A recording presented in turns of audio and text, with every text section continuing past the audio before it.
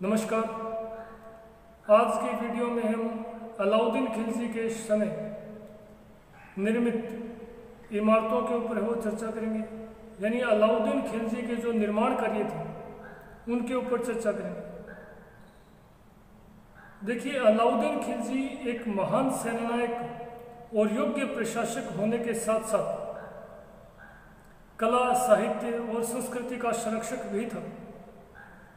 यद्यपि व्यक्तिगत रूप से अलाउद्दीन खिलजी है वो पूर्णतः अनपढ़ था, इसके बावजूद सल्तनत काल में सर्वाधिक सुंदर और तकनीकी दृष्टि से जो पूर्णतः दोष रहित इमारतों के निर्माण का जो श्रेय है वो अलाउद्दीन खिलजी को ही दिया जाता है।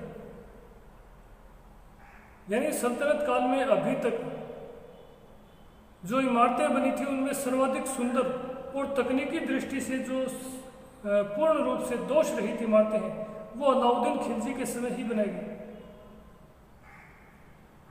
अलाउद्दीन खिलजी के शासनकाल में ही पहली बार इमारतों के निर्माण में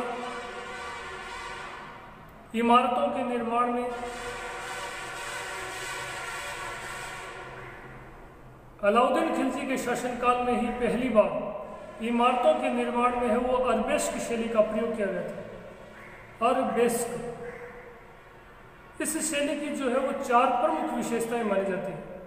ये जो अरबेस्क शैली है इसकी 4 प्रमुख विशेषताएं मानी जाती है।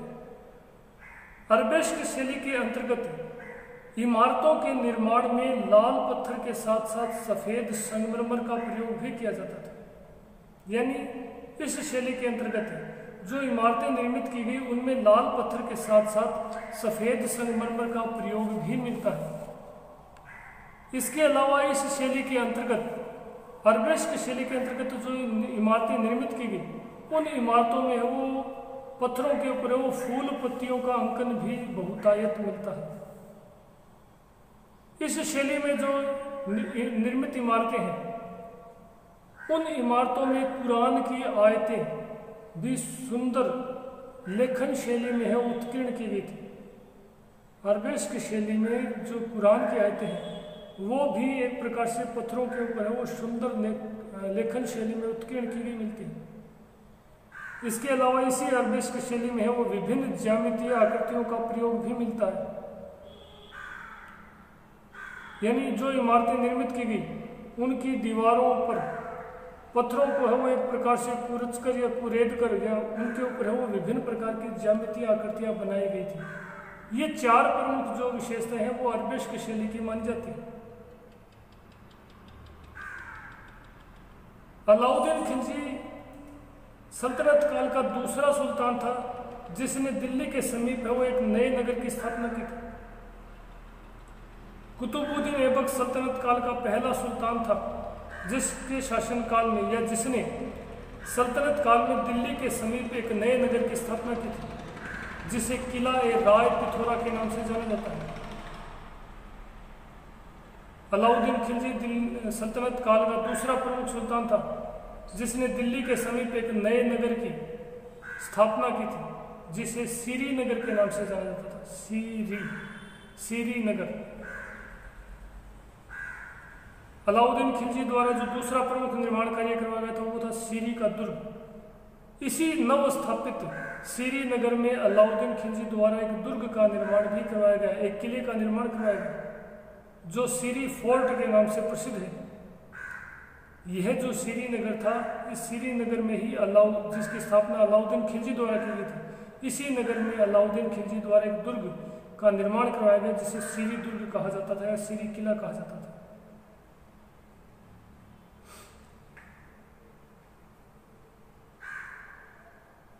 इसी प्रकार अलाउद्दीन खिलजी का जो तीसरा प्रमुख निर्माण कार्य है वो 1000 सितून या 1000 स्तंभों या 1000 खंभों वाला महल माना जाता है।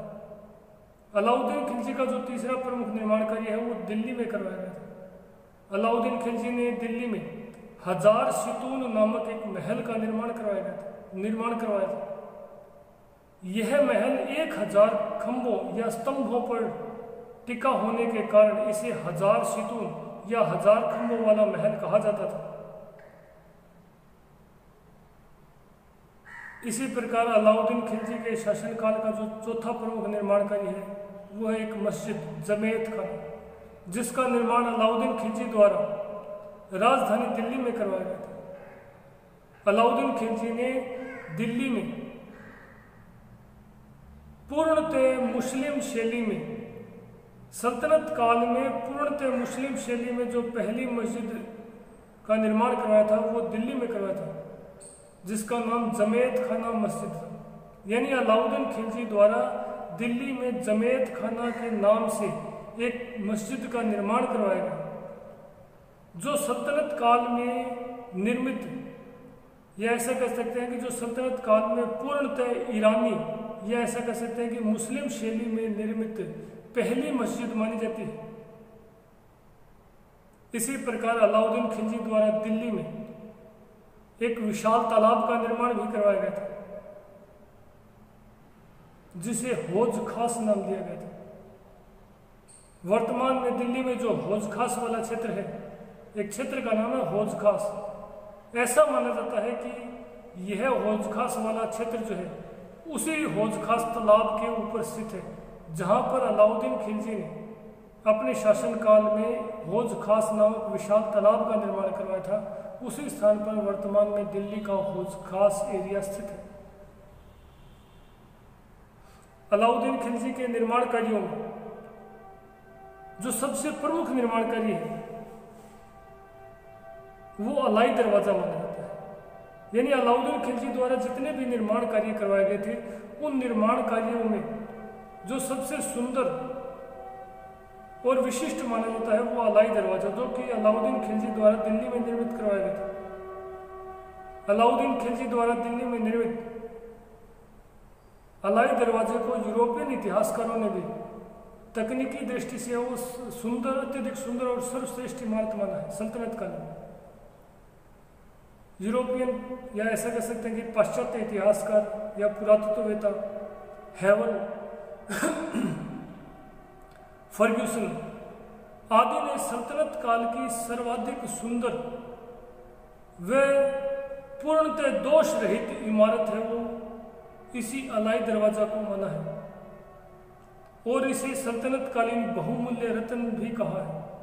यानी जो यूरोपियन इतिहासकार है हेवल और फर्ग्यूसन, उन्होंने अलाई दरवाजा को सल्तनत काल की सबसे सुंदर और तकनीकी दृष्टि से पूर्णतः दोष रहित इमारत माना है, और इसे सल्तनत कालीन बहुमूल्य रत्न भी कहा है। यानी सल्तनत कालीन इमारतों में इन यूरोपियन इतिहासकारों ने अलाई दरवाजे को सर्वश्रेष्ठ माना है। तो ये अलाउद्दीन खिलजी द्वारा निर्मित प्रमुख इमारतें हैं। अलाउद्दीन खिलजी के शासनकाल में ही पहली बार अरबेस्क शैली का प्रयोग किया गया था, जिसकी 4 प्रमुख विशेषताएं मैंने आपको बताई कि लाल पत्थर के साथ साथ पहली बार सफ़ेद संगमरमर का प्रयोग मिलता है। पहली बार इमारतों के वो इन पत्थरों पर वो फूल पत्तियों का अंकन किया गया था। पत्थरों को एक प्रकार से पत्थरों को एक प्रकार से वो कुरच कर उनके ऊपर विभिन्न प्रकार की फूल पत्तियों की आकृतियाँ बनाई गई। कुरान की आयतें हैं वो इसी शैली के अंतर्गत है, वो अरबेस्क शैली के अंतर्गत ही पत्थरों पर सुंदर शैली में उत्कीर्ण की जाती थी। विभिन्न प्रकार की ज्यामितीय जो डिजाइन है, जैसे कि आयताकार है, चौकोर है, या जो लाइनें हैं, वो विभिन्न प्रकार की ज्यामितीय डिजाइन है वो इन पत्थरों के ऊपर बनाई जाती थी। ये चारों अरबेस्क शैली की प्रमुख विशिष्टताएं थी। तो अलाउद्दीन खिलजी के जो निर्माण कार्य है उन निर्माण कार्यों पर आज हमने चर्चा की थी। अगले क्वेश्चन में हम मोहम्मद बिन तुगलक के है वो नव परिवर्तित योजनाओं या उसके द्वारा जो एक प्रकार से नवाचार किए गए थे, उन नवाचारों के ऊपर या नव परिवर्तनों के ऊपर वो चर्चा करेंगे। अलाउद्दीन खिलजी की मृत्यु है वो 1316 में हुई। अलाउद्दीन की मृत्यु के बाद उसका जो मलिक नायब था उसके द्वारा, जो कि जिसे 1000 दिनारी या मलिक काफूर जिसे 1000 दिनारी भी कहा जाता है, उसने सत्ता को हस्तगत करने का प्रयास किया और उसने रामचंद्र देव की पुत्री झट्यपाली से उत्पन्न अलाउद्दीन के पुत्र शहाबुद्दीन उमर, जिसकी उम्र उस समय 6 वर्ष थी, को सिंहासन पर बिठाकर और सत्ता को हस्तगत करने का प्रयास किया। उसके द्वारा अलाउद्दीन खिलजी के वो 2 पुत्रों को मरवा दिया गया। खिज्र खां को वो अंधा करवाकर मरवा दिया गया और अलाउद्दीन के तीसरे पुत्र मुबारक खान को मारने के लिए भी उसके द्वारा जल्लाद भेजे गए, परंतु अलाउद्दीन के पुत्र कुतुबुद्दीन मुबारक खिलजी द्वारा उन जल्लादों को अपने